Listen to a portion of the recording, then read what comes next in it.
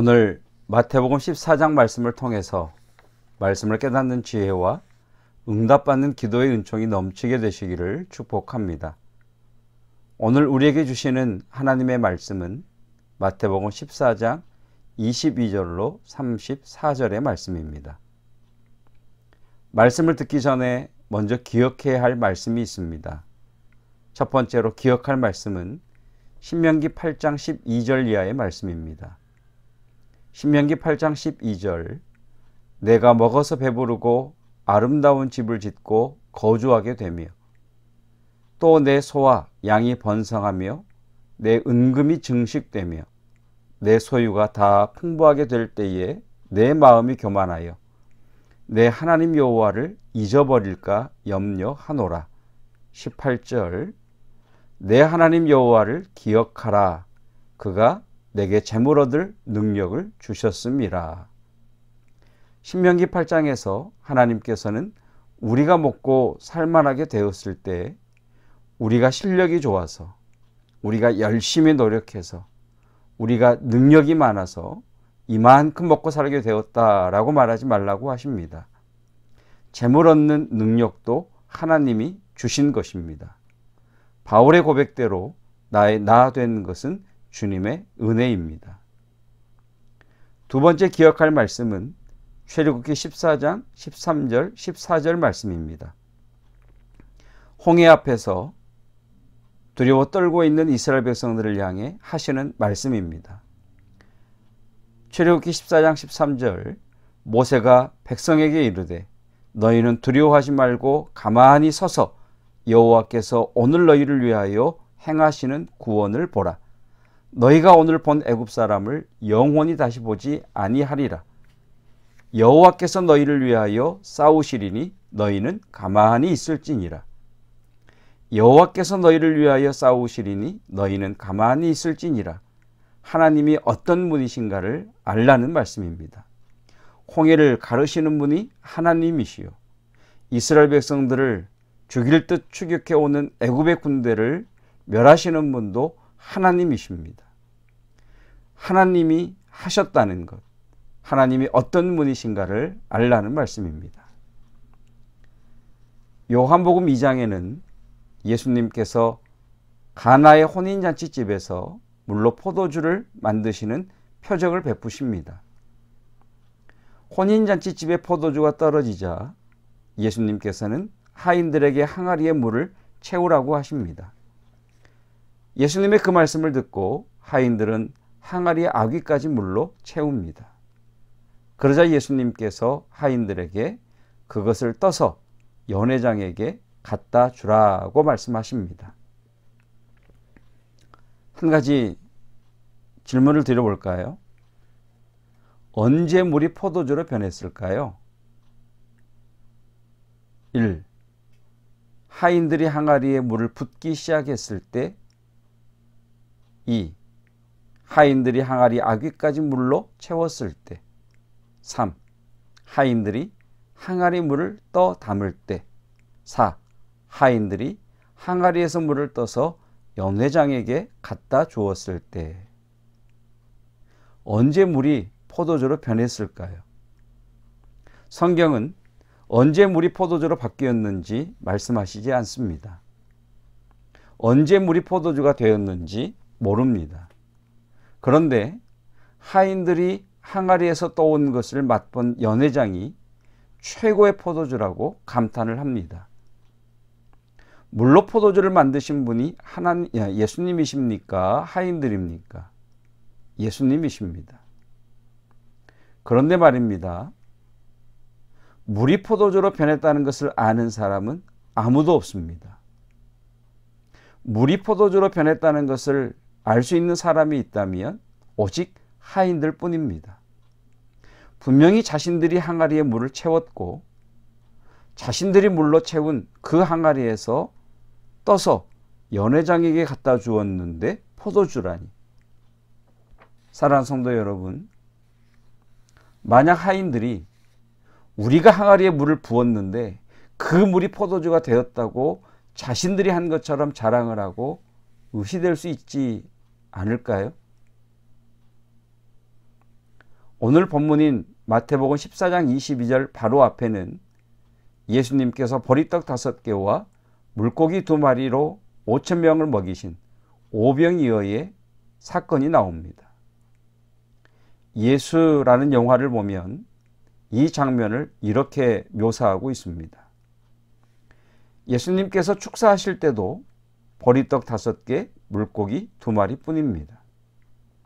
예수님께서 제자들에게 그것을 떼어 그곳에 있는 사람들에게 갖다 주라고 하실 때도 보리떡 5개, 물고기 2마리입니다.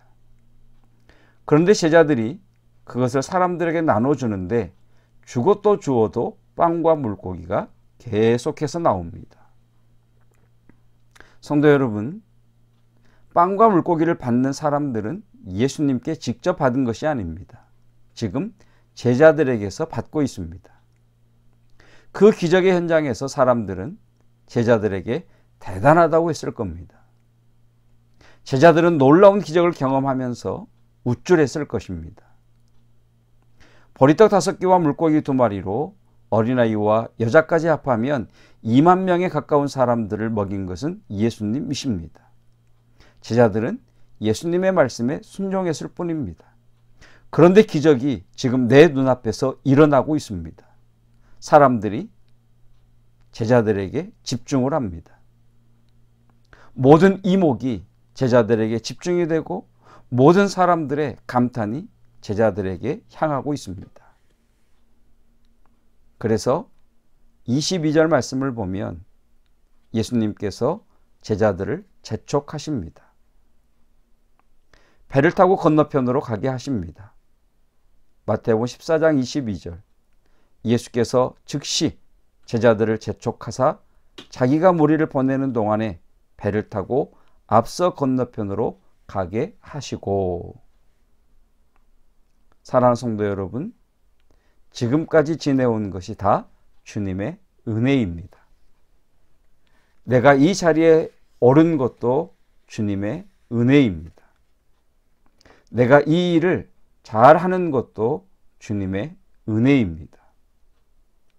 내가 이렇게 열심히 수고하고 애쓸 수 있는 것도 주님의 은혜입니다. 저는 저와 여러분들이 주님을 잊지 않기를 축복합니다. 신명기 8장에서 하나님께서 이스라엘 백성들에게 말씀하셨던 것과 같이 내 마음이 교만하여 내 하나님 여호와를 잊어버릴까 염려하노라.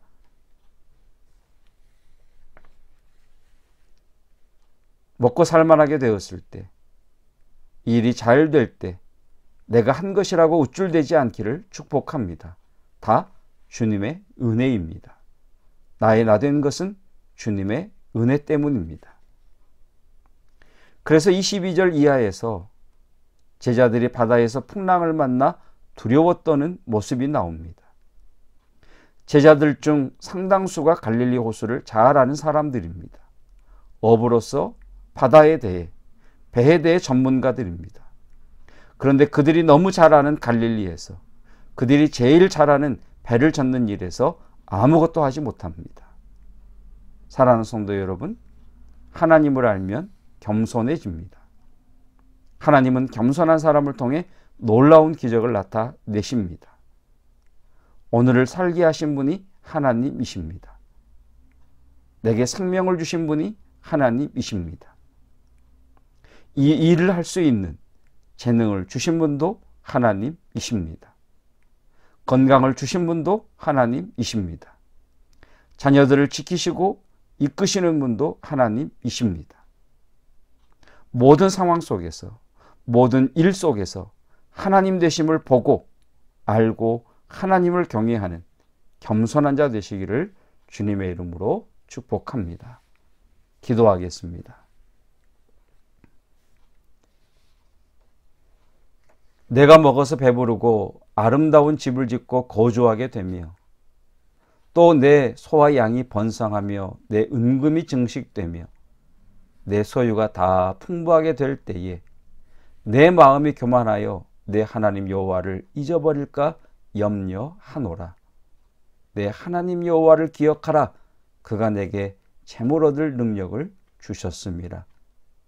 나의 나 된 것은 주님의 은혜입니다. 지금까지 지내온 것 다 주님의 은혜입니다. 내가 먹고 살만하게 된 것 주님의 은혜입니다. 내가 실력이 좋아서, 내가 열심히 노력해서, 내가 다른 사람들보다 더 뛰어나서가 아니라 모든 것이 주님의 은혜입니다. 하나님을 아는 자 겸손하게 된다 하셨사온데 나의 나 된 것이 주님의 은혜인 것을 알아 오늘도 겸손함으로 감사함으로 주님께서 주신 이 날을 살아내게 하여 주시옵소서. 주님의 권능의 손으로 나를 붙들어 주셔서 주께서 허락하신 그 분복을 누리게 하시며 복락의 은혜를 누리게 하옵소서. 예수 그리스도의 은혜와 하나님의 사랑하심과 성령 하나님의 기름 부으심과 교통하심이 나로 나 되게 하신 하나님의 은혜에 감사하며 오늘을 살게 하신 그 하나님의 은혜에 붙들리며 모든 것이 하나님이 하셨습니다 고백하는 겸손한 성도들 위해 약한 자이기에 육체의 아픔이 있기에 온전히 주님의 손에 나를 내어놓음으로 주님 손 안에서 새롭게 되어지는 사랑하는 믿음의 형제 자매들 위해 영원토록 함께 하시기를 축원하옵나이다. 아멘.